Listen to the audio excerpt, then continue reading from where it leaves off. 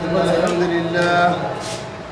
الحمد لله رب العالمين نحمده ونستعينه ونستغفره ونؤمن به ونتوكل عليه ونعوذ بالله من شرور أنفسنا وسيئات أعمالنا من يهده الله فلا مضل له ومن يضلله فلا هادي له أشهد أن لا إله إلا الله وحده لا شريك له أشهد أن محمدا عبده ورسوله أما بعد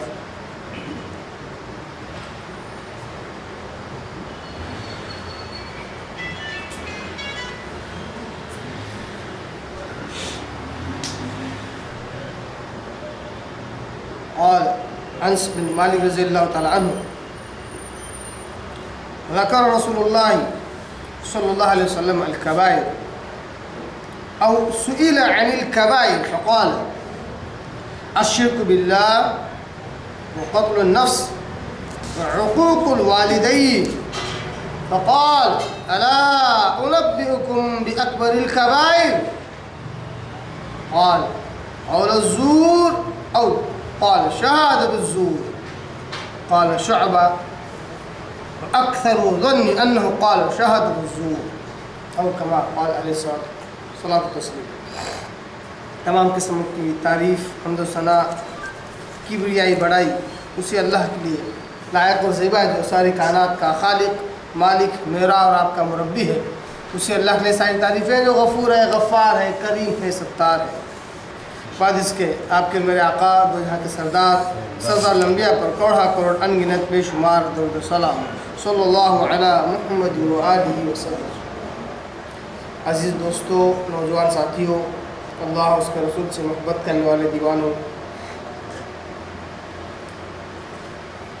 آج جس حدیث کو پڑھا گیا ہے، جس کی قرأت ہوئی ہے، وہ صحیح بخاری کتاب الادب اس کے 6 باب کی یہ 3 نمبر کی حدیث ہے.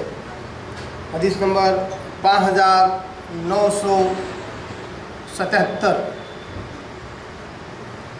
جیسا کہ اس سے پہلے ہم 12 سنتے آئے ہیں کہ امام بخاری رحمہ اللہ نے 6 باب میں، اور باب کا نام ہے حقوق الوالدین من الکبائر، یعنی والدین کی نافرمانی کرنا کبیرہ گناہ ہے.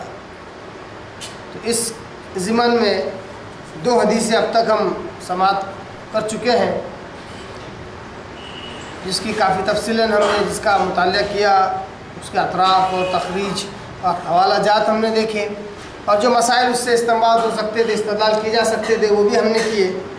آج اس باب کی آخری حدیث ہے جو کہ اوپر کی حدیث سے میل کھاتی ہے، اور اس کے اوپر والی جو حدیث ہے اس سے بھی اس کا مضمون ملتا جلتا ہے. آئیے ایک بار اس حدیث کا لفظی ترجمہ دیکھ لیتے ہیں. اس حدیث کے راوی ہیں حضرت انس بن مالک رضی اللہ تعالیٰ عنہ. وہ کہتے ہیں ذکر رسول اللہ صلی اللہ علیہ وسلم الکبائر. کہتے ہیں کہ ہم ایک مرتبہ صحابہ آپ صلی اللہ علیہ وسلم کے ساتھ بیٹھے ہوئے تھے. نبی کریم صلی اللہ علیہ وسلم نے کبیرہ گناہوں کا تذکرہ کیا. کبیرہ گناہوں کا تذکرہ کیا. او سئل عن الکبائر، یا پھر یہ تذکرہ جو نکلا اس وجہ سے نکلا کہ آپ صلی اللہ علیہ وسلم سے کسی نے پوچھا اللہ کے رسول کبیرہ گناہ کیا ہے. کبیرہ گناہوں کے تعلق سے اللہ کے نبی صلی اللہ علیہ وسلم سے جب پوچھا گیا تو آپ صلی اللہ علیہ وسلم نے کبیرہ گناہوں کا تذکرہ کیا.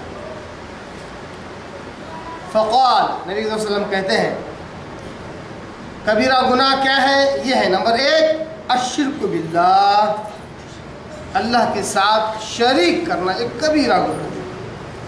وہ قتل النفس، کسی جان کا قتل کرنا اس کے بغیر حق کے. قتل النفس یعنی کسی نفس کا قتل کرنا. قرآن مجید کی آیتوں سے اور دوسری حدیث سے ہمیں یہ معلوم ہوتا ہے کہ قتل النفس سے مراد کسی جان کا قتل کرنا اس کے بغیر حق کے. یہ کیا ہے؟ یہ کبیرہ گناہ۔ حقوق الوالدین، تیسرا کبیرہ گناہ یہ ہے کہ والدین کی نافرمانی کرنا۔ فقال الا انبئکم باکبر الکبائر، آپ صلی اللہ علیہ وسلم نے کہا کہ لوگوں کان کھول کر سن لو، کیا میں تمہیں خبر دوں اکبر الکبائر، کبیرہ گناہوں کی۔ آپ صلی اللہ علیہ وسلم نے کبیرہ گناہوں کی 3 نام تو بتلا دیے، اب پھر چوتھی مرتبہ کہتے ہیں کیا میں تمہیں کبیرہ گناہوں کی فہرست نہ بتلاؤں، کبیرہ گناہ نہ بتلاؤں؟ قول الزور، غور کیجیے کیا زبردست حدیث ہے۔ قول الزور، جھوٹی بات کرنا کبیرہ گناہ۔ او قال شہادت الزور، صحابی رسول کہتے ہیں یا پھر شاید آپ صلی اللہ علیہ وسلم نے یہ کہا جھوٹی گواہی دینا، جھوٹی گواہی دینا یہ کبیرہ گناہ ہے۔ قال شعبہ کہتے ہیں اکثر ظنی انہ قال شہادت الزور،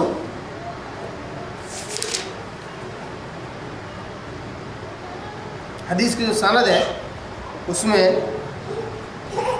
شعبہ روایت کرتے ہیں عبید اللہ ابن ابی بکر سے، اور وہ روایت کرتے ہیں انس بن مالک رضی اللہ عنہ سے، ہے نا۔ تو شعبہ کہتے ہیں کہ جہاں تک مجھے گمان ہوتا ہے، جہاں تک میرا غالب گمان ہے، حضرت صلی اللہ علیہ وسلم نے یہی کہا شہادت الزور۔ دیکھیے غور کرنے کی بات ہے کہ اس حدیث کے جو آخری راوی ہیں جو صحابی رسول ہے نا، صحابی رسول ہے، انہوں نے تو حدیث سنا دی، انہوں نے کس کو سنائی؟ عبید اللہ ابن ابو بکر رضی اللہ عنہ، ہے نا۔ انہوں نے حدیث سنائی کس کو؟ شعبہ کو، ہے نا۔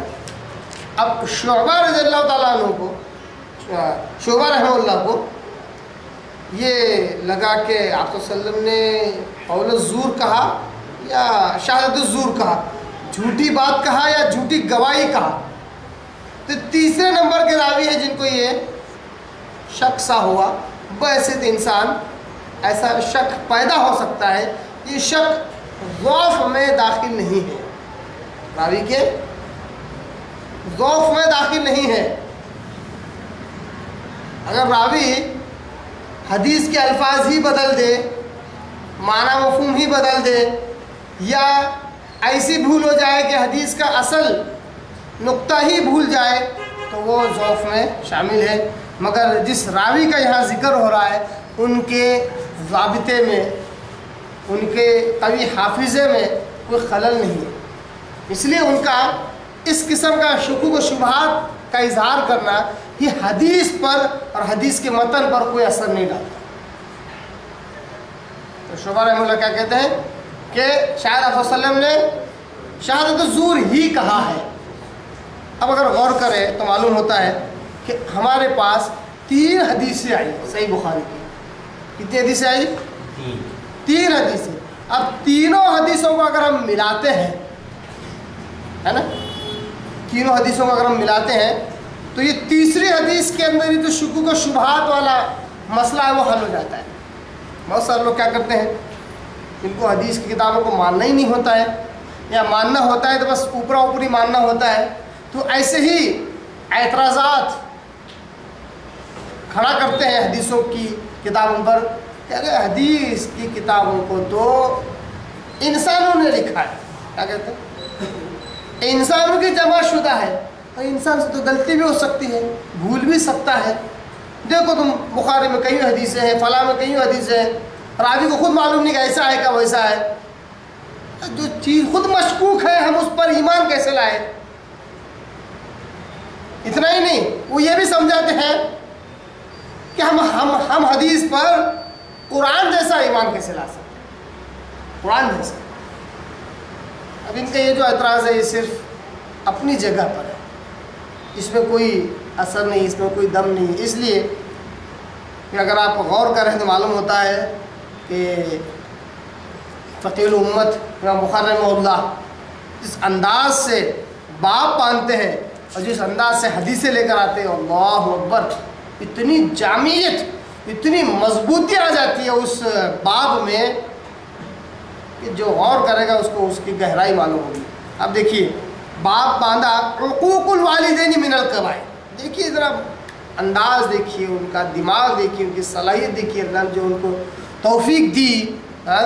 واقعی اللہ تبارک تعالیٰ نے قیامت تک کے لیے صحیح البخاری کو اللہ تبارک تعالیٰ نے آپ کی اور ہماری رہبری کے لیے رکھا، محفوظ کیا، اور بار بار میں قسم کھا کر کہتا ہوں اللہ کی کہ قیامت تک کوئی مائی کلال اس کتاب کو ضائع نہیں کر سکتا، انشاءاللہ اللہ نے چاہا اس میں کوئی رد و بدل بھی کوئی نہیں کر سکتا۔ آپ غور کیجئے، باپ باندھا حقوق الوالدین من القبائر، ماں باپ کی نافرمانی کرنا کبیرہ گناہ ہے۔ حدیث لائے ایک دم پرفیکٹ، ایک دم پرفیکٹ۔ کیا تھی حدیث؟ حدیث کے آخر راوی حضرت مغیرہ رضی اللہ تعالیٰ عنہ، یہ حدیث نمبر 1 ہے، پہلی حدیث۔ وہ کیا کہتے ہیں؟ ان اللہ حرم علیکم حقوق الامہات، بے شک اللہ نے تم پر حرام کیا ہے ماؤں کی نافرمانی کرنا۔ باپ کہے کا باندھا؟ باپ باندھا والدین کی نافرمانی کے تعلق سے، اور حدیث لائے ماؤں کی نافرمانی کے تعلق سے، اور لفظ کیا لائے؟ حرم اللہ، اللہ نے حرام کیا ہے۔ گویا کہ جس اعتبار سے وہ باپ باندھا گیا وہ باپ پہلی حدیث سے ثابت ہو چکا، نہ صرف ثابت ہوا بلکہ تفضل کے ساتھ ثابت ہوا۔ تفضل کیا ہے اس میں؟ ماں باپ میں سب سے زیادہ اہمیت کس کی ہے؟ 3 درجے بڑھ کر کس کی اہمیت ہے؟ ماں کی۔ تو سب سے پہلے ماں کی نافرمانی کو حرام قرار دیتے ہوئے پہلی حدیث لے کر آئے۔ باپ ثابت ہو چکا ہے کہ ماں باپ میں داخل ہے، اور سب سے زیادہ اہمیت ماں کی ہے، تو باپ تو ثابت ہو چکا تھا، مگر باپ میں چونکہ والدین کا لفظ ہے نا، والدین کا لفظ ہے، اس لیے دوسری حدیث بھی لے کر آئے۔ دوسری حدیث کے جو آخری راوی ہیں حضرت ابوبکر رضی اللہ تعالیٰ عنہ، کیا کہتے ہیں؟ آپ صلی اللہ علیہ وسلم کہتے ہیں الا انبئکم باکبر الکبائر۔ ان دونوں حدیثوں کو ذرا سا ملائیے آپ، دوسری اور تیسرے نمبر کی، بہت اچھے سے بہت سارے اشکالات حل ہو جائیں گے۔ حدیث کی ابتدا کیسے ہو رہی ہے؟ الا، اے لوگو غور سے سنو، کان کھول کر سنو، انبئکم باکبر الکبائر، کیا میں تمہیں کبیرہ گناہوں کی فہرست بتلاؤں؟ کیا میں تمہیں کبیرہ گناہ سے آگاہ نہ کروں، متنبہ نہ کروں؟ ہم نے کہا بلا یا رسول اللہ، کیوں نہیں اللہ رسول، آپ ہمیں ضرور خبر دیجئے۔ سب سے نمبر 1 پہ کہا الاشراک باللہ، شرک، اللہ کی ذات میں کسی کو شریک کرنا ایک کبیرہ گناہوں میں نمبر 1 پر ہے نا۔ اب جو تیسرے نمبر کی حدیث ہے اس کی ابتدا کیسے ہو رہی ہے؟ آپ صلی اللہ علیہ وسلم سے پوچھا گیا کبیرہ گناہ کیا ہے، یا آپ صلی اللہ علیہ وسلم نے کبیرہ گناہوں کا ذکر کیا۔ اس میں تیسرے نمبر کی حدیث میں الا انبئکم کے الفاظ نہیں ہے، ابتدا میں ہے کیا؟ نہیں ہے۔ جب آپ صلی اللہ علیہ وسلم نے کبیرہ گناہ کا ذکر کیا تو نمبر 1 پہ ذکر کیا شرک باللہ، اللہ کے ساتھ شرک کرنا ہے نا۔ اور یہ جو الا انبئکم کے جو الفاظ ہیں وہ قول الزور سے پہلے آئے، تو ہو سکتا ہے کسی کو یہ اشکال پیدا ہو، شبہ پیدا ہو کہ صحیح بخاری کی تیسرے نمبر کی حدیث ہے نا، اپنی جگہ پر اگر لے لے تو معلوم ہوتا ہے کہ آپ صلی اللہ علیہ وسلم نے کبیرہ گناہوں کا تو ذکر کیا، بس شرک کا ذکر کر لیا، ماں باپ کی نافرمانی کا ذکر کیا، اور نفس کو قتل کرنے کا ذکر کیا، اور ان میں تو سب سے بڑا گناہ تھا جھوٹی بات یا جھوٹی گواہی۔ اس کے وقت آپ صلی اللہ علیہ وسلم نے کہا کہ لوگوں کان کھول کر سن لو، کیا میں تمہیں گناہ کبیرہ کی خبر نہ دوں؟ وہ ہے جھوٹی بات۔ اب ایسا لگتا ہے کہ تیسرے نمبر کی حدیث میں کبیرہ گناہ کون سا ہے؟ جھوٹی بات۔ امام بخاری رحمہ اللہ کا انداز دیکھیے، سب سے پہلے حدیث لائے ماؤں کی نافرمانی کبیرہ گناہ، دوسرے نمبر کی حدیث میں لائے جس میں باقاعدہ لفظ لکھا ہوا ہے وحقوق الوالدین، کبیرہ گناہوں میں سے یہ کبیرہ گناہ ہے کہ والدین کی نافرمانی کرنا، اس سے باپ ثابت ہو گئے، اب ثابت ہو گیا. اب پہلی حدیث میں آپ صلی اللہ علیہ وسلم نے مطلب سیکنڈ نمبر کی حدیث آپ صلی اللہ علیہ وسلم نے کہا کہ کیا میں تمہیں کبیرہ گناہ نہ بتلاؤں, اور نمبر 1 پہ کہا شرک. گویا کہ جو پہلے صحیح تصور ہو سکتا ہے کبیرہ گناہوں کا, تو دوسرے نمبر پہ آ گیا. گناہوں کی فہرست میں جو صحیح تصور ہو سکتا ہے وہ دوسرے نمبر پہ آپ صلی اللہ علیہ وسلم نے بیان کر دیا. اب تیسرے نمبر کی حدیث میں جس میں ایک راوی کو یہ شبہ ہے کہ آپ صلی اللہ علیہ وسلم نے قول الزور کہا یا شہادت الزور کہا, جھوٹی گواہی کہا یا جھوٹی بات کہا یا جھوٹی گواہی کہا, یہ تیسرے نمبر کے راوی کو تھوڑا شبہ پیدا ہو, اس کو تیسرے نمبر پہ لائے اور یہ بتلانا چاہا کہ دیکھو ایسی احادیث اگر ملے تو اس کو اس کی جگہ پر رکھ کر مت سمجھو, اس کو اس کی جگہ پر رکھ کر سارے مسائل اس پہ سے مت نکالو. اس کے سپورٹ میں جو دوسرے صحیح احادیث ہے جس میں ڈائریکٹ صحیح معنی مفہوم ہے اس سے کمپیئر کرو, پھر اس حدیث کا صحیح مفہوم تمہیں سمجھ میں آئے گا, ہے نا. تیسرے نمبر پر وہ حدیث لائے جو جس میں ایک راوی کو شک ہے کہ آپ صلی اللہ علیہ وسلم نے کیا کہا, اور تیسرے نمبر کے حدیث میں یہ بات تیسرے نمبر پر ہے کہ الا انبئکم باکبر الکبائر, کیا میں تمہیں کبیرہ گناہ نہ بتلاؤں, یہ تیسرے نمبر پر ہے. اب آپ تیسرے نمبر کے حدیث کو دوسرے نمبر سے اگر آپ کمپیئر کریں تو معلوم ہوتا ہے کہ الا انبئکم باکبر الکبائر, آپ صلی اللہ علیہ وسلم نے کبیرہ گناہوں کی فہرست بتلانے سے پہلے یہ بیان کر دیا تھا کہ جو میں بیان کر رہا ہوں یہ کبیرہ گناہ ہے. اس میں نمبر 1 شرک, جھوٹی بات کرنا, جھوٹی گواہی دینا یقیناً کبیرہ گناہ ہے, مگر یہ نمبر 1 پہ نہیں ہے. نمبر 1 پہ کون سا ہے؟ الشرک, شرک باللہ. دونوں حدیثوں کو ملانے سے ایک بات یہ واضح ہو گئی, کلیئر. اور ایک حیرت انگیز بات, تیسرے نمبر کی حدیث میں ہم بار بار تیسرے نمبر کو کمپیئر کر رہے ہیں, اس کا صحیح مفہوم ہم اس سے جاننے کی کوشش کر رہے ہیں. تیسرے نمبر کی حدیث میں آپ صلی اللہ علیہ وسلم نے تیسرا جب کبیرہ گناہ کا ذکر کر رہے تھے تو اس وقت کا الا انبئکم باکبر الکبائر, ہے نا, اس سے کبیرہ گناہ کی اہمیت معلوم ہو رہی ہے کہ جھوٹی گواہی عام طور پر ڈیلی روٹین میں انسان کے ملوث ہوتی ہے. انسان جذبات میں آ کے, جوش میں آ کے, غصے میں آ کے چال بازی کر کے جھوٹ اس کے منہ سے نکل سکتا. تو آپ صلی اللہ علیہ وسلم نے کہا کیا میں تمہیں کبیرہ گناہ نہ سمجھاؤں, وہ ہے جھوٹی بات, ہے نا. آپ دوسرے نمبر کی حدیث دیکھیے. دوسرے نمبر کی حدیث میں کیا ہوا, آپ صلی اللہ علیہ وسلم نے 2 چیزوں کا ذکر کیا, کہا کہ کیا میں تمہیں کبیرہ گناہ نہ بتلاؤں, وہ ہے اللہ کے ساتھ شرک کرنا, نمبر 2 والدین کی نافرمانی کرنا. اور آپ نے ٹیک لگایا, اٹھ کر بیٹھے اور کہا الا لوگوں سن لو, پھر سے کہا الا ایک ہی بار ہے دوسرے نمبر کے حدیث میں, الا قول الزور و شہادت الزور. معلوم ہوا کہ دوسرے نمبر کے حدیث میں آپ صلی اللہ علیہ وسلم اسی بات پر زور دینا چاہتے ہیں, وہ ہے جھوٹی بات ہے, جھوٹی گواہی. آپ دونوں حدیثوں کو ملاؤ تو بات سمجھ میں آئے گی کہ دونوں حدیثوں میں آپ صلی اللہ علیہ وسلم اسی بات پر زور دینا چاہتے ہیں کہ جھوٹی بات اور جھوٹی گواہی یقیناً شرک کبیرہ گناہ ہے, والدین کی نافرمانی کبیرہ گناہ ہے دوسرے نمبر پر, جھوٹی بات یہ بڑی اہم بات ہے جس پر دھیان دینا چاہیے. دوسرے نمبر کے حدیث سے معلوم ہوا, تیسرے نمبر کے حدیث سے معلوم ہوا, ہے نا, کہ جھوٹی بات, جھوٹی گواہی یہ عام طور پر انسان کی زندگی میں یہ اس کی ملاوٹ ہوتی ہے, انسان سب سے زیادہ اس سے بچے, ہے نا. اب آخری شبہ, آخری اشکال یہ رہتا ہے کہ راوی کو یہ شک ہوا کہ آپ صلی اللہ علیہ وسلم نے جھوٹی بات کہی یا جھوٹی گواہی, اس شک کا اظہار کیسے ہوگا. اوپر کی دونوں حدیثوں سے آپ دیکھو, اوپر کی سیکنڈ نمبر کی حدیث میں کلیئر کٹ الفاظ ہے, اس میں کوئی شک و شبے کا کوئی پکچر نظر نہیں آتا ہے.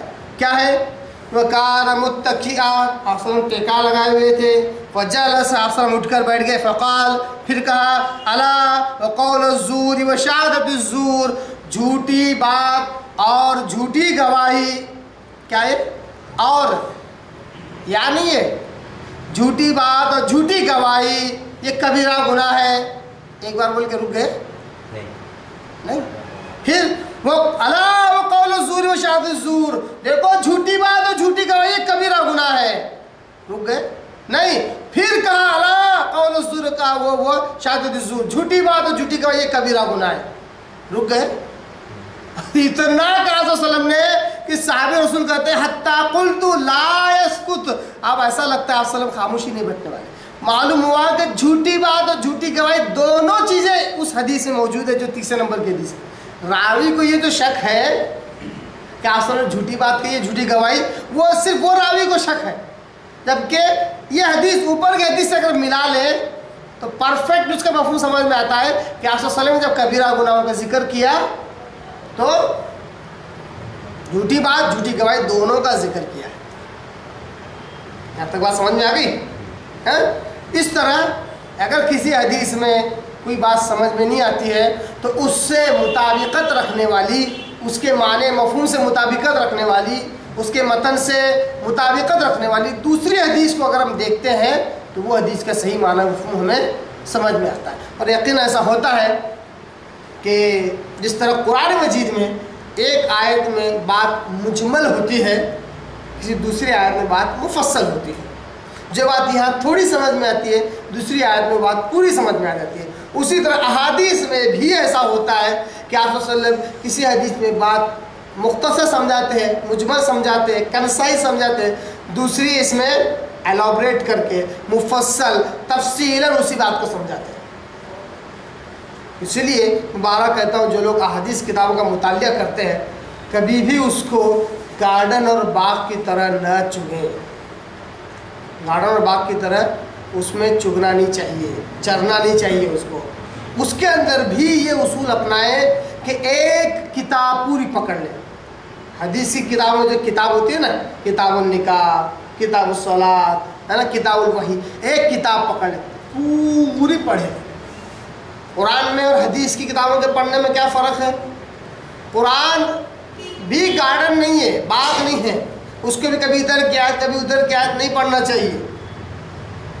اس سے جو علم آئے گا تھوڑا آئے گا اور جو کچھ آئے گا وہ کنفیوژن والا آئے گا. آپ حیرت کریں گے کئی ایسے لوگوں سے ہماری ملاقات ہوتی ہے، بڑی جان بھی جلتی ہے، تکلیف بھی ہوتی ہے.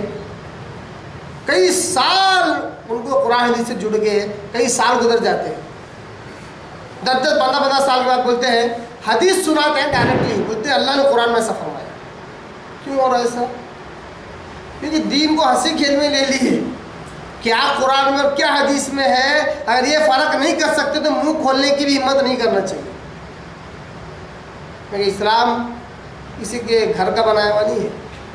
اسلام ہے تو اسلام کو اس کے حساب سے رکھنا چاہیے، اس کے حساب سے ہم کو رہنا چاہیے. جو قرآن ہے وہ قرآن ہے، جو حدیث ہے وہ حدیث ہے، دونوں کو ایک جیسا نہیں ملا سکتے. کئی لوگوں نے قرآن کی آیتوں کو حدیث میں جوڑ دیا. کیوں ہوا ایسا؟ برابر سے مطالعہ نہیں کرتے. جیسا جان لگانا چاہیے اس میں جان نہیں لگاتے. اس لیے قرآن کو کیسے پڑھا جائے؟ سورہ فاتحہ سے پڑھنا شروع کرنا اور سورہ ناس پر ختم کرنا، بیچ میں سے کبھی نہیں پڑھنا. پورا قرآن پڑھنے کا یہی طریقہ ہے. حدیث کو ہم ایسا نہیں کر سکتے. حدیث کتابوں کو ہم جلد اول کی کتاب الوحی سے جو پڑھنا شروع کیا تو جلد سوم کی یا جو بھی آخری جلد ہے اس کی آخری کتاب تک، ایسا نہیں کرنا. کچھ نہیں کر سکیں گے. اگر کسی حدیث کتاب کو اس ترتیب سے کیا تو کچھ نہیں کر سکیں گے، بات کہیں پوری مکمل نہیں ہوگی. بلکہ حدیث کی کتابوں کو ایک ایک چیپٹر وائز پکڑنا چاہیے. چیپٹر اور اس کا اندر سیکشن.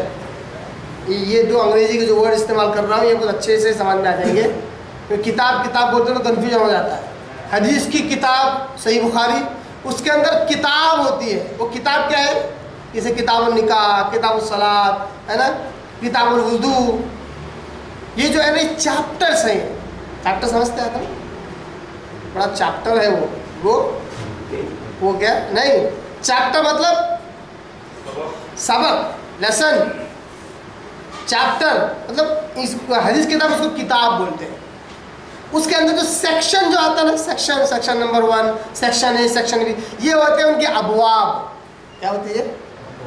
ابواب. چیپٹر اور سیکشن ایسا بھی یاد رکھیں گے تو بھی بات اچھے سے سمجھ میں آئے گی. ورنہ بار بار کتاب کہوں گا تو کنفیوژن کریٹ ہو سکتا ہے.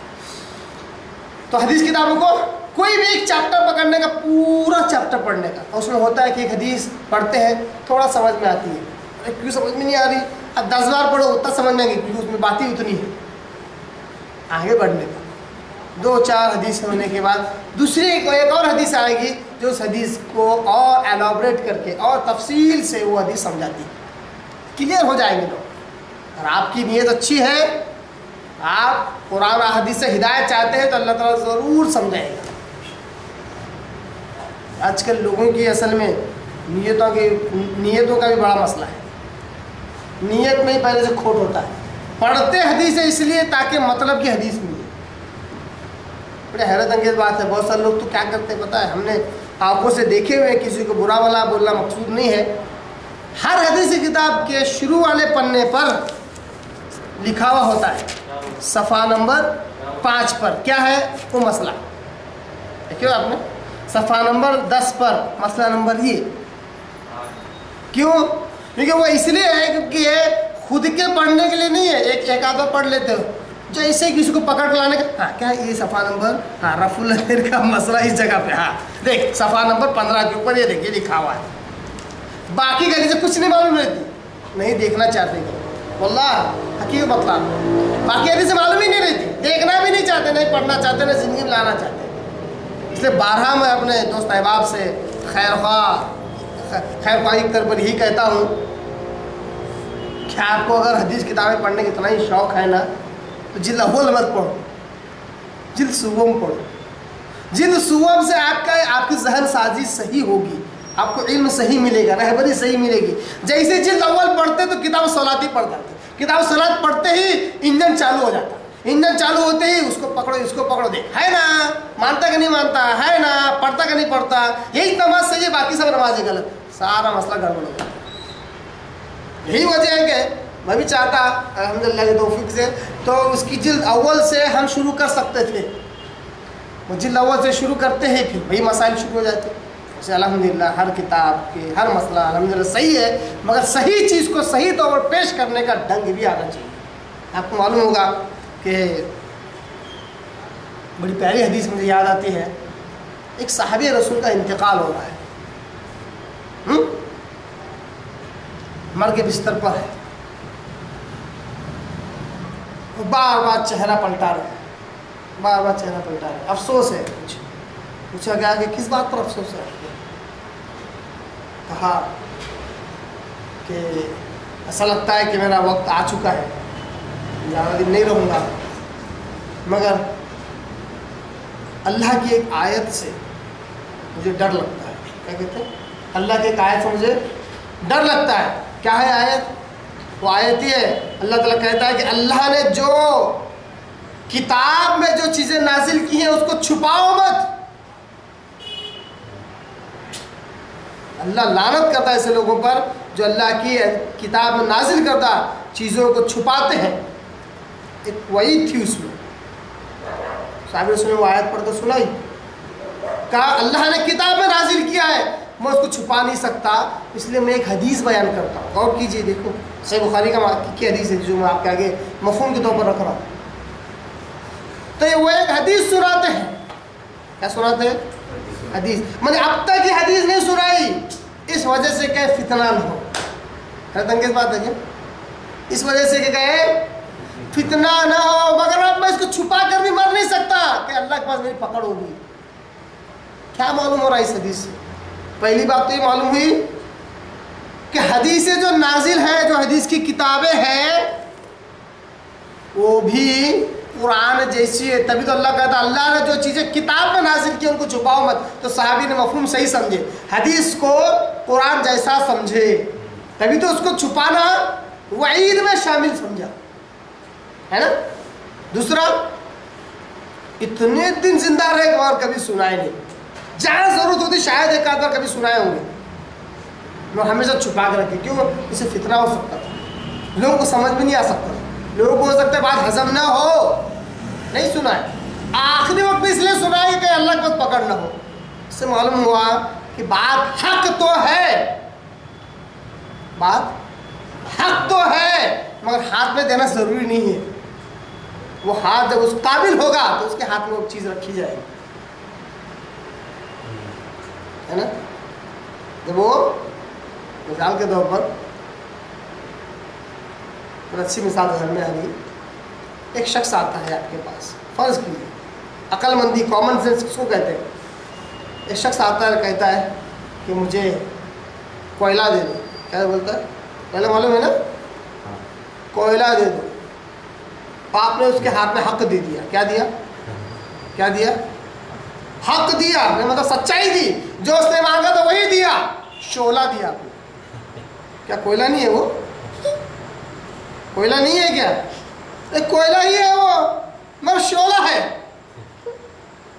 سلگتا ہوا حق ہے نا.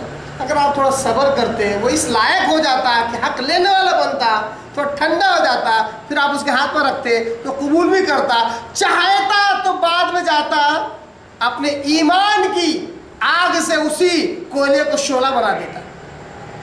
آپ نے اس کے اندر ایمان آیا بھی نہیں، وہ جذبہ پیدا بھی نہیں ہوا. آپ نے اس نے کوئلہ مانگا، آپ نے شعلے میں اس کو ڈال دیے، جل کر خاک ہو گیا، اس کا دل جل گیا، اس کا خون جل گیا. کہتے یار یہ لوگ ہے ہی ایسے، بس جان جلاتے رہتے، ٹانگ اڑاتے رہتے. یہ کیا ہے؟ اس لیے کیونکہ حق کو صحیح طور پر دیا نہیں ہے. حق کو اگر صحیح طور پر دینے کی حکمت جو صحابہ میں تھی اگر وہ ہم میں آ جائے تو ماشاءاللہ کام بڑے سکون سے. ارے حق ہے، کوئی کیوں نہیں قبول کرے گا؟ دینے کا طریقہ تو ہم میں آنا چاہیے، ہے نا.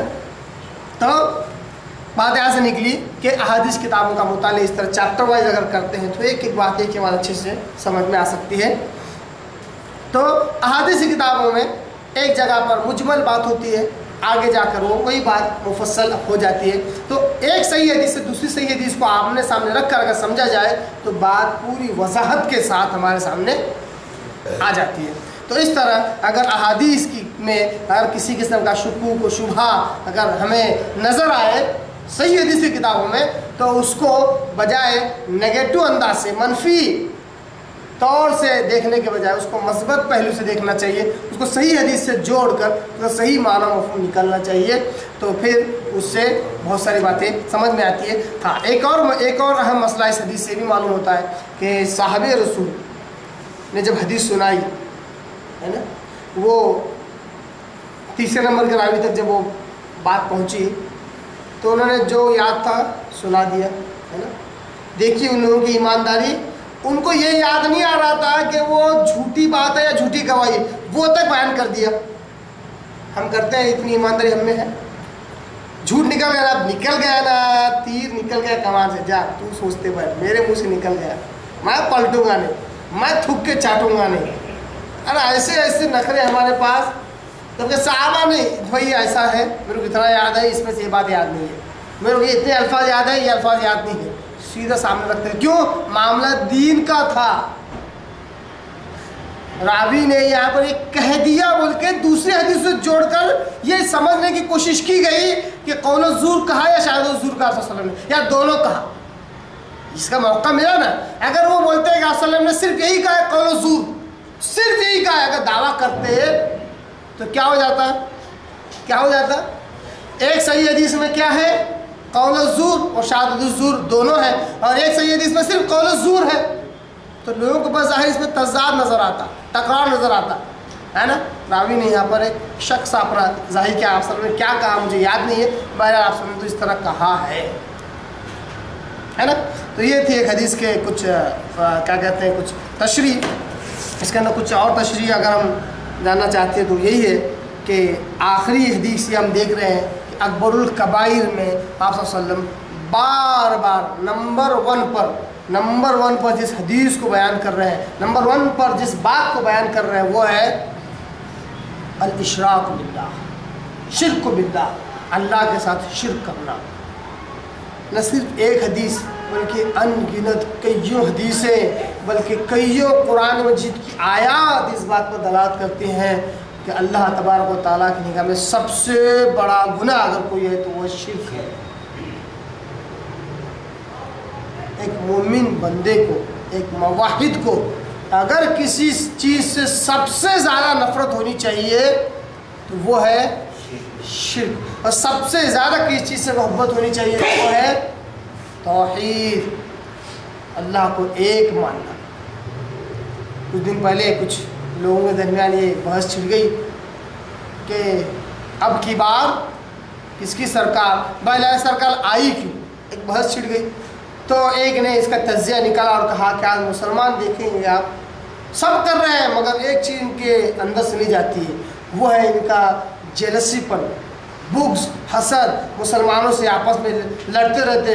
یہ ہونے کی وجہ سے ہے نا آج جس کو ہم نہیں چاہ رہے تھے وہ چن کر آ گیا اور اس کی ہم پر حکومت ہو رہی ہے۔ ایک نے یہ تجزیہ کیا، ایک نے یہ کہا، بڑا عجیب و غریب فنڈا، اس نے کہا کہ بس تم لوگ ہے نا بس توحید کرتے رہتے ہو، شرک سے بچو، شرک سے بچو، باقی کام کون کرے گا؟ توحید ہی سب کچھ نہیں ہے۔ کیا کہا اس نے؟ توحید ہی سب کچھ نہیں ہے، شرک سے بچنا ہی سب کچھ نہیں ہے۔ اگر انسان برے اعمال کرے گا، گناہ کرے گا، چوری کرے گا، زنا خوری کرے گا، فحاشت میں مبتلا ہوگا تو یہ سارے گناہ اس کو جہنم تک لے جاتے ہیں۔ اس نے ایک اپنا تجزیہ پیش کیا، بہرحال اس کے ان سب کے جوابات دیے گئے، جس نے بھی دیے ماشاءاللہ سمجھداری کے ساتھ دے دیے۔ مگر ہم کیا فیصلہ کریں؟ اتنی ساری احادیث اور قرآن مجید کی آیتوں سے جو ہمیں فیصلہ ملتا ہے وہ یہی ہے کہ چاہے کچھ بھی کرو تم سے شرک نہ ہونے پائے، توحید کا دامن چھوٹنے نہ پائے۔ اللہ تبارک تعالیٰ ہر گناہ کو معاف کر سکتا ہے اور ایک گناہ کو معاف نہیں کرتا۔ اگر کوئی شخص بغیر توبہ کیے اس دنیا سے، اس سرائے فانی سے مر جائے شرک کرنے کے بعد بغیر توبہ کے، اللہ تبارک تعالیٰ اس کو کبھی نہیں معاف کرے گا۔ شرک کے علاوہ کوئی بھی گناہ ہو، اگر خدا نہ خواستہ غلطی سے وہ توبہ کرنے سے رہ جائے، اچانک موت آ جائے، مر جائے، امید ہے اللہ تعالیٰ حشر کے میدان میں بھی ان گناہوں کو معاف کر دے یا کسی نیک عمل کے بدلے ان کو صاف کر دے۔ مگر جہاں شرک کی بات آتی ہے، چاہے وہ چھوٹا شرک ہو چاہے بڑا شرک ہو، بغیر توبہ کے انسان مر جائے وہاں پر اس کی تلافی ہے ہی نہیں۔ موت سے پہلے اگر توبہ کر لے تو ہی وہ معاف ہو سکتی ہے، موت سے پہلے۔ بڑا اہم مسئلہ ہے۔ اس لیے ایسی احادیث سے یہ بات سامنے آتی ہے کہ اگر ہم گناہوں کی اگر فہرست بنائیں تو سب سے ٹاپ میں، سب سے اوپر جو گناہ آتا ہے وہ شرک ہے۔ اسی طرح اگر ہم نیکیوں کی فہرست بنائیں تو سب سے ٹاپ، سب سے بڑی نیکی جس کے ضمن میں ساری نیکیاں آتی ہیں وہ ہے توحید۔ توحید صحیح مسلم کے اندر تو باقاعدہ ایسے الفاظ کے ساتھ آپ صلی اللہ علیہ وسلم نے کہا کہ سب سے ٹاپ میں جو نیکی آتی ہے وہ توحید ہے۔ اس کے بعد جو دوسرے نمبر پر آپ صلی اللہ علیہ وسلم نے کبیرہ گناہ کہا وہ قتل النفس، یعنی کسی جان کا قتل کرنا۔ اس حدیث کی تشریح ہمارے پہلے نمبر کی حدیث، اسی باب کا جو پہلا نمبر ہے، پہلے نمبر والی جو حدیث ہے اس کے اندر اس کی اور تشریح ملتی ہے۔ آپ صلی اللہ علیہ وسلم نے کہا ان اللہ حرم علیکم حقوق الامہات، پہلے نمبر کی حدیث۔ آپ صلی اللہ علیہ وسلم کیا کہتے ہیں؟ بے شک اللہ نے حرام کیا ہے تم پر ماؤں کی نافرمانی کرنا، ومنع و ہاتھ، اور حقوق کے ادا کرنے سے منع کرنا اور اپنے حقوق مانگتے رہنا، یا عاریتاً برتنے کی چیزیں دینے سے منع کرنا اور لوگوں سے بس مانگتے رہنا، چھوٹی بڑی چیزیں مانگتے رہنا۔ وَوَعْدِ الْبَنَاتِ، لڑکیوں کو زندہ گاڑ دینا، لڑکیوں کو قتل کرنا، یہ کیا ہے؟ اللہ نے حرام کیا ہے۔ جو اللہ نے حرام کیا معلوم ہوا کہ وہ کبیرہ گناہ ہے۔ وہ کیا ہے؟ کبیرہ گناہ ہے۔ جیسا کہ تیسرے نمبر کے حدیث سے معلوم ہوتا وہ قتل النفس، کسی جان کا قتل کرنا، یہ کیا ہے؟ یہ کبیرہ گناہ ہے۔ یہاں پر کسی جان کا قتل کرنا کبیرہ گناہ ہے، اس کا کیا مفہوم ہے؟ اس کا کیا مفہوم ہے؟ اس کا مفہوم یہ ہے کہ اگر کوئی شخص کسی کا قتل کرتا ہے، اگر وہ حق بجانب ہے تو وہ گنہگار نہیں ہے، بغیر حق کے کسی کا قتل کرنا یہ کبیرہ گناہ ہے۔ اب حق کے ساتھ اور بغیر حق کے کیا معنی ہے؟ قتل و قتل ہے، ایک انسان کو مار ڈالنا کیا ہے؟ یہ قتل ہے نا؟ ایسا لگتا ہے کہ اس کی تو جان ہی لی جا رہی ہے، یہ کیسے ہو سکتا ہے؟ حق کے ساتھ اگر اس کی جان لی جائے تو کبیرہ گناہ نہیں ہے، وہ گناہ نہیں ہے۔ حق کس کو کہتے ہیں؟ حق یہ ہے کہ ایک شخص مسلمان تھا، مومن تھا، کچھ حالات آ گئے، جو کچھ سمجھا اس نے ارتداد اختیار کیا، مرتد ہو گیا۔ مرتد کی سزا قتل ہے، اور یہ عین انصاف ہے، بالکل عین انصاف ہے۔ یہ اس کے حق ہے، مطلب یہ بغیر حق کے قتل نہیں کیا جا رہا، اس کا حق ہے کہ وہ مارا جائے۔ اس کے مارنے کا حق جہاں مملکت ہوتی ہے، جہاں مملکت ہوتی ہے، جہاں حکومت ہوتی ہے، اسلامی حکومت، وہاں انہیں حق مل جاتا ہے اس کا قتل کیا جائے، کیونکہ اس نے ارتداد اختیار کیا، مرتد ہو گیا۔ اسی طرح حق کیا ہے؟ ایک آدمی ہے، نوجوان ہے، شادی نہیں ہوئی ہے، کسی لڑکی کے ساتھ زنا خوری میں مبتلا ہو گیا، وہ بھی شادی شدہ نہیں ہے، دونوں شادی شدہ نہیں۔ اسلام یہ کہتا ہے کہ دونوں کو 80 کوڑے مارے جائیں، کوڑے مارے جائیں، چمڑی ادھر جاتی ہے، سب ایک کوڑا مارتے، چمڑی ادھر جاتی ہے، چمڑی پلٹ جاتی ہے، 80 کوڑے مارے جائیں۔ پھر جلا وطن کیا جائے، کیونکہ یہاں رہیں گے، جس طرح شیر کو خون کا مزہ لگ جاتا تو چھوڑتا نہیں ہے، ویسا ان دونوں نوجوانوں کو، لڑکا اور لڑکی کو، اس کی عادت لگ چکی ہوتی ہے اور معاشرے کو بگاڑ سکتے، تو جلا وطن کرنا پڑتا ہے نا، یہ مسئلہ ہے نا۔ اسی طرح غور سے سنیں اس مسئلے کو، بہت سارے لوگ ان باتوں پر دھیان نہیں دیتے ہیں، اللہ معاف کرے، بہت ایزی لے کر زندگی گزارتے ہیں، ماحول بھی اتنا زیادہ فحش اور برائی ان کے کی طرف امڑ رہا ہے کہ لوگ اس کو ایزی لے کر چل رہے ہیں۔ دوسرا مسئلہ کیا ہے کہ شادی شدہ مرد ہے، اگر اس نے زنا کیا، چھوٹی بات نظر آ رہی ہے نا، زنا کرنا آج کے زمانے تو چھوٹی معمولی بات لگ رہی ہے، اس نے زنا کیا تو شریعت کہتی ہے، اسلام کہتا ہے اس کو رجم کرنا۔ رجم کا معنی ہے کنکریوں سے، پتھر سے اس کو مار مار کر ختم کر ڈالنا، جان لینا اس کی، یہ قتل ہے اس کا، مگر حق ہے، اس کی جان لینا حق ہے، کیونکہ وہ درندہ بن چکا ہے۔ ایسے سے کو درندہ ورڈ اس لیے استعمال کر رہا ہے کہ اس کو مار دیا جا رہا ہے، معاشرے کے لیے اتنا خطرناک ہے۔ یہ کون ہے؟ شادی شدہ۔ اب ذرا غور کیجئے، یہاں پہ بھی بہت سارے لوگ ماشاءاللہ شادی شدہ بیٹھے ہوئے، مگر اس برائی کو سمجھتے نہیں۔ بہت سارے لوگ ہیں دنیا میں اس کو برائی سمجھتے ہی نہیں ہے، اس کی طرف قدم بڑھاتے ہیں۔ ظاہر سی بات ہے، جو جس طرف قدم بڑھائے گا وہ ضرور اس گڑھے میں جا کر گرے گا، آج تو کل گرے گا۔ شریعت نے کیا کہا اس کو؟ اس کا قتل کر دیا جائے، حق ہے، حق مل گیا اس کو مارنے کا، ختم کر دیں گے، کچھ تو رحم کھایا گیا اس پر جو شاید شدہ نہیں تھا، کوڑے مار کے جلا اتر کے کچھ تو رحم کھایا، زندہ تو رہا۔ کیوں؟ کیونکہ وہ جذبات ہی ویسے تھے کہ غلطی ہو سکتی ہے، اس لیے زندہ رکھ دیا گیا۔ کیا بہترین، کیا کہتے ہیں، عقل بھی اس کو تسلیم کر لیتی ہے، اتنے بہترین اصول ہے دیکھیے شریعت کے۔ جو شادی شدہ نہیں ہے اس کو زندہ تو کم سے کم رکھ دیا گیا تاکہ غلطی کا احساس ہو۔ جو شادی شدہ ہے، جس کو اللہ نے حلال چیز دی، وہ حرام کی طرف جاتا ہے تو بولے ختم ہی کر دو اس کو، نہ رہے باس نہ دوبارہ بجے کوئی بانسری۔ یہ ہے قتل نفس، جان کا قتل کرنا، حق کے بغیر حق کے، یہ کیا کبیرہ گناہ ہے۔ حق کے ساتھ اگر کیا جائے تو یہ گناہ نہیں ہے، بغیر حق کے کیا ہے؟ اس کی مثالیں سنو۔ بولے کہ مسلمانوں پر، یہ لوگوں کی سوچ ہے اس لیے آپ کہہ رکھ رہا ہوں، مسلمانوں پر بڑا ظلم ہو رہا ہے۔ کیا کہتے ہیں؟ مسلمانوں پر بڑا ظلم ہو رہا ہے، اس لیے غیر مسلموں کی معیشت، ان کی اکنامی کو کمزور کرو۔ اب معیشت اور اکنامی کو کمزور کیسے کیا جا سکتا ہے؟ بم لو، ٹرین میں رکھ دو، ایروپلین میں رکھ دو، بسوں میں رکھ دو اور اڑا دو۔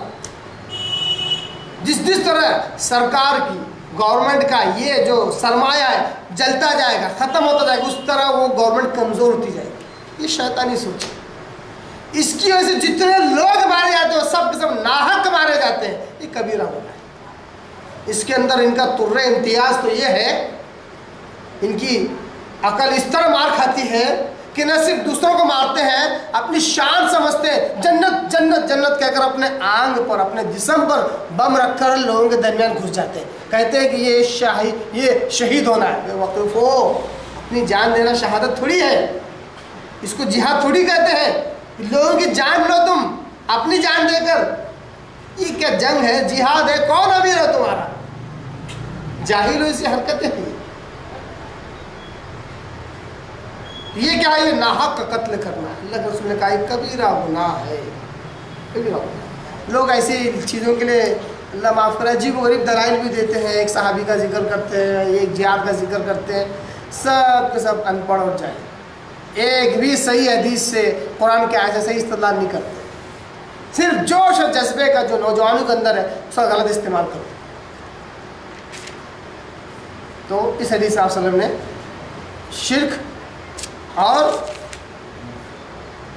قتل النفس اور والدین کی نافرمانی کرنا، اور چوتھے نمبر پر جھوٹی بات، جھوٹی گواہی، اس کو آپ نے کبیرہ گناہ کہا۔ اس کی آئیے اس تشریح کے بعد آج ایک ہی درس میں ہم اس کے دونوں پارٹ مکمل کرتے ہیں۔ اس حدیث کے حوالہ جات ہم دیکھتے ہیں، اس حدیث کے حوالہ جات دیکھتے ہیں۔ یہ جو حدیث ہے، یہ حدیث مسند احمد میں ہے، کم سے کم 4-5 جگہ تو ہے، مگر میں اس کا نمبر نہیں لکھ پایا، مسند احمد میں ہے۔ یہ حدیث مسند بازار میں بھی موجود ہے۔ اسی طرح یہ حدیث الایمان بول کے ایک حدیث کی کتاب ہے ابن مندا کی، اس کے اندر بھی حدیث موجود ہے۔ اسی طرح مسند المستخرج علی صحیح مسلم لابن نعیم، ابن نعیم بول کے ہم لوگ بہت مشہور سنتے ہیں، اس کا نام پورا یہ ہے۔ یہ مسند بھی ہے، اس میں صحابیوں کے نام کے حساب سے حدیثیں جمع کی گئی ہیں۔ یہ المستخرج ہے، یعنی استخراج کیا گیا، حدیثیں لی گئی ہے کس سے؟ علی صحیح مسلم، امام مسلم رحمہ اللہ کی شرائط پر حدیثیں لی گئی ہیں۔ یہ ابی نعیم، اس کے اندر بھی حدیث ہے، ابن نعیم کے اندر بھی حدیث آئی ہے۔ اس طرح شعب الایمان کسی کتاب ہے، شعب الایمان امام بہقی رحمہ اللہ کی کتاب ہے، اس کے اندر 5 جگہ پر حدیث آئی ہے۔ اس طرح سنن الصغیر، سنن الکبریٰ، سنن الاوسط اور سنن الصغیر، 3 کتابیں امام بہقی رحمہ اللہ کی۔ تو یہ سنن الصغیر کے اندر بھی حدیث آئی ہوئی ہے امام بہقی رحمہ اللہ کی۔ اس طرح صحیح مسلم میں بھی حدیث موجود ہے، صحیح بخاری میں تو ہے ہی حدیث۔ اس کے علاوہ اس سے پہلے کہ میں نے جو حوالے دیے تھے اوپر والے 2 نمبر کے حدیث کے، وہ سارے حوالے اس حدیث پر فٹ ہوتے ہیں، کیونکہ دونوں کا معنی مفہوم سیم ہے نا۔ اوپر والے حدیث کے اندر آپ وسلم وہی انداز اختیار کرتے ہیں کہ کیا میں تمہیں کبیرہ گناہ نہ بتلاؤں، اس کے اندر بھی وہی انداز ہے۔ تو دو اوپر والی جو حدیث کے جتنے حوالے میں نے اس سے پہلے کے درس میں دیے، وہ سارے حوالے اس حدیث پر بھی فٹ ہوتے ہیں۔ اس طرح بہت سارے حوالے اس حدیث کے موجود ہیں۔ اب آئیے آخر میں اس حدیث سے جو مسائل نکل سکتے ہیں کہ بہت ظاہر ہے وہ آپ کا رکھ دیتا ہوں۔ نمبر 1 پر پہلا جو مسئلہ نکلا کہ نبی صلی اللہ علیہ وسلم نے خود سے کبیرہ گناہوں کا ذکر کیا ہے۔ انبیاء ہوتے ہی تھے تربیت کرنے کے لیے، صحابہ بیٹھتے تو آپ صلی اللہ علیہ وسلم خود گناہوں کا ذکر کرتے اور بتلاتے کہ یہ گناہ ہے، یہ گناہ ہے، ان سے بچو، ان سے بچو۔ یا پھر صحابہ کے اندر خود اتنا جذبہ تھا کہ انہوں نے خود سے کبیرہ گناہ کے بارے میں پوچھا اور معلومات حاصل کی تاکہ گناہوں سے بچ سکیں۔ اسی طرح دوسرے نمبر کا مسئلہ معلوم ہوا کہ کبیرہ گناہ میں سر فہرست جو گناہ ہے وہ شرک ہے۔ تیسرے نمبر کا مسئلہ یہ معلوم ہوا کہ کسی جان کا اس کے حق کے بغیر قتل کرنا ہی کبیرہ گناہ ہے۔ قتل النفس حدیث میں اتنا ہی ہے نا، صرف قتل کرنا گناہ ہے نہیں، حق کے بغیر کسی جان کا قتل کرنا یہ کیا ہے؟ کبیرہ گناہ ہے۔ مسئلہ نمبر 4 معلوم ہوا کہ ماں باپ کی نافرمانی کرنا کبیرہ گناہ ہے۔ مسئلہ نمبر 5 یہ معلوم ہوا کہ نبی صلی اللہ علیہ وسلم نے کبیرہ گناہوں سے لوگوں کو آگاہ کیا ہے۔ بار بار نبی صلی اللہ علیہ وسلم کیا کرتے تھے؟ لوگوں کو कबीरा गुनाहों से आगाह करते थे। मसला नंबर 6 आखिरी ये मालूम हुआ कि झूठी बात, झूठी गवाही देना ये कबीरा गुनाह है। ये चंद मसाइल थे जो इस हदीस में से निकल सकते थे, जो आपके आगे रखा। अल्लाह से दुआ करता हूँ कि अल्लाह ताला अहादीस मुबारक को समझने, इस पर अमल करने की तौफीक अता फरमाए। व आखिरु दावाना अनिल हम्दुलिल्लाहि रब्बिल आलमीन।